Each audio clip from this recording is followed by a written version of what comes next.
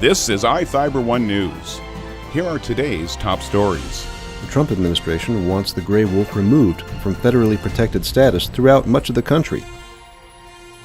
A new program, which is being administered under the auspices of the Pathways to Parenting agency in Wenatchee, is hoping to help stem the rising tide of homeless teenagers in the valley.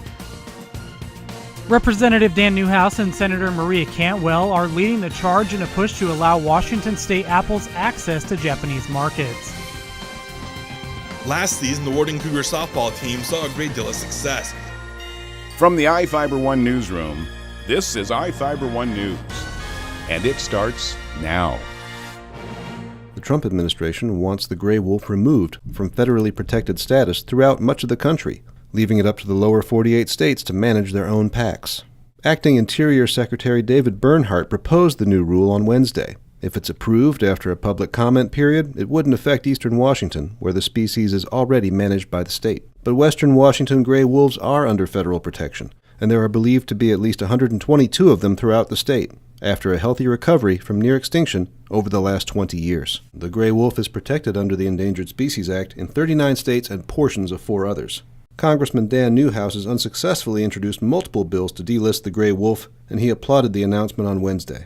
But conservation agencies like the Center for Biological Diversity criticized the move, saying wolves are still struggling in Washington. There are an estimated 22 packs throughout the state, and those in northeast Washington have sometimes come into conflict with ranchers. The State Department of Fish and Wildlife has organized wolf hunts to remove some animals believed to have killed livestock there. Jefferson Robbins, iFIBER 1 News. This segment is brought to you by Change doesn't have to be complicated. With a low-profile microwave hood combination that's ready to install right out of the box. It fits in the same space as your under-cabinet hood, so you can get your microwave off the countertop and make space for the routines worth keeping. The low-profile microwave hood combination, from the #1 selling appliance brand in the USA. Whirlpool Appliances, now available at more furniture in Ephrata. A new program, which is being administered under the auspices of the Pathways to Parenting agency in Wenatchee, is hoping to help stem the rising tide of homeless teenagers in the valley. The Graduation, Reality and Dual Role Skills, or GRADS program, is designed to assist pregnant teens and young parents develop a focus and understanding on foundational work and family skills. GRADS program director Chrissy Mitchell tells iFIBER 1 News that she is optimistic the initiative's ability to assist teenagers with their education will eventually lead to a decrease in the number of homeless teens within the region. By them having their diploma and GED, they can become active members of society, which will in turn decrease our homeless teen population within our valley, within our state. The recently acquired classroom setting for GRADS, which is located at 205 First Street in Wenatchee, is unique in its ability to serve as both a learning space and a safe environment where enrollees will be able to obtain various health and hygienic necessities as well.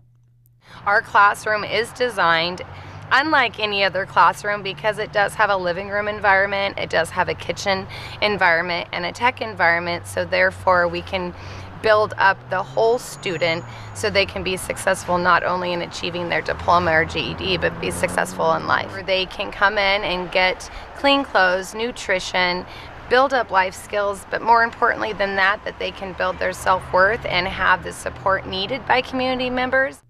According to recent census estimates, there are roughly 500 homeless individuals currently living in the Wenatchee area, with a fair percentage of those believed to be age and requirement eligible for the GRADS program.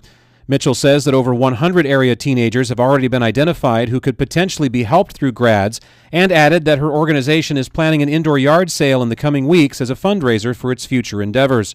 You can contact the GRADS program and find out more information online at pathwaystoparenting.com. Reporting for iFIBER 1 News, I'm Chris Hansen.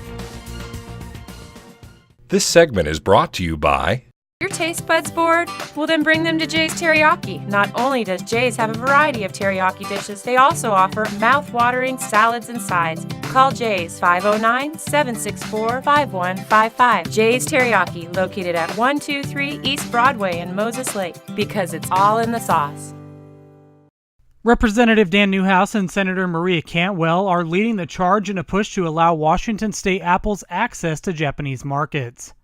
The entire Washington state congressional delegation joined to ask the Trump administration to resolve technical issues and remove barriers to open Japanese markets for Washington apples. A letter sent on Monday calls out Japan's overly restrictive policies that have effectively blocked Washington apple growers from shipping to Japan for decades. Washington state grows close to 70% of all apples in the U.S. and is responsible for nearly 90% of total U.S. apple exports. Lawmakers say significant trade barriers remain despite the U.S. winning 2 World Trade Organization disputes against the restrictive policies. In an effort to ease some restrictions, the U.S. Department of Agriculture's Animal and Plant Health Inspection Service has submitted a proposal to Japan that would protect against the pests of concern while allowing market access for Washington apples, but Japan has yet to respond to the proposal. This is Joe Utter for iFIBER 1 News. Last season, the Warden Cougar softball team saw a great deal of success. The Cougars finished with a 23-3 overall record with a spotless conference record and came within 1 game of placing in state. This season, the Cougars will look to replicate similar levels of success with several returning starters. The biggest piece that's missing is their pitcher, 2-time SCAC East Player of the Year, Giselle Praneda, who graduated last year. She'll be replaced with a pair of promising freshman pitchers, and the majority of the big bats will be returning. Warden boasts a stacked roster, including Ashlyn Yamani, Aliyah Escamilla, Jocelyn Sangoya, and Bailey Whitney. The team has been forced to practice indoors because of the remaining snowfall, but even in limited conditions, morale is high for the members of the softball team. It's too early to tell, but I feel like we're going to be up there with all the big teams.